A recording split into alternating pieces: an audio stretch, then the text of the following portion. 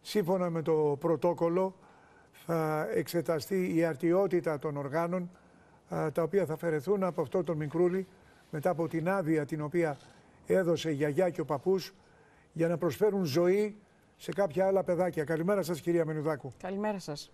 Καλημέρα σας. Καλημέρα, κύριε Παπαδάκη. Έχει ξεκινήσει η διαδικασία αυτή, κυρία Μενουδάκου? Όχι μόνο έχει ξεκινήσει, ολοκληρώνεται. Ήδη η ομάδα από το Βερολίνο των Γερμανών που προσήλθε για τη λήψη του καρδιακού μοσχεύματος αποχωρεί αυτή τη στιγμή από το αεροδρόμιο του Ηρακλείου μαζί με το καρδιακό μόσχευμα. Κρίθηκε κατάλληλο διεγχειρητικά, οπότε αφαιρέθηκε και επιστρέφει πίσω στη Γερμανία για να μεταμοσχευτεί σε παιδί αντίστοιχης ηλικίας. Ενώ αυτή την ώρα αποχωρεί και η χειρουργική ομάδα του Ευαγγελισμού με τα νεφρικά μοσχεύματα. Εδώ υπάρχει ένας κατάλογος, εξετάζεται αν είναι συμβατός ο δότης, ο λήπτης, και έτσι ξεκινάει η διαδικασία. Δεν είναι ότι οι Γερμανοί ενδιαφέρθηκαν και γι' αυτό εκεί πηγαίνει. Παίζει ρόλο εάν είναι συμβατός ο λήπτης και η λίστα αναμονής η οποία υπάρχει, η οποία είναι πάρα πολύ μεγάλη.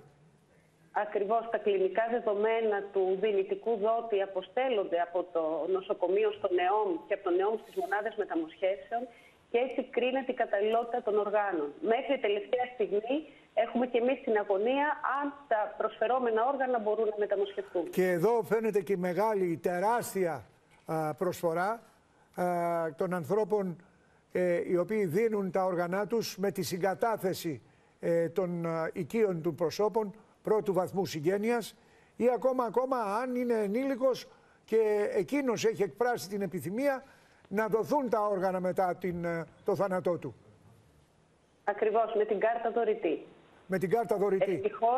Ευτυχώς τα τελευταία χρόνια τόσο οι πολίτες όσο και το σύστημα υγείας μας γίνεται όλο και φιλικότεροι απέναντι στη δωρεά οργάνων, με αποτέλεσμα τα τελευταία χρόνια να έχουν αυξηθεί στο 100% και οι μεταμοσχεύσεις και οι δωρεές οργάνων.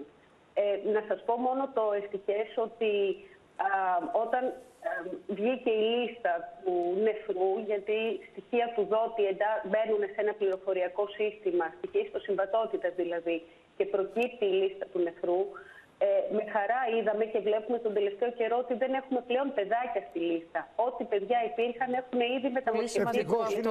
Είναι πρώτη προτεραιότητα.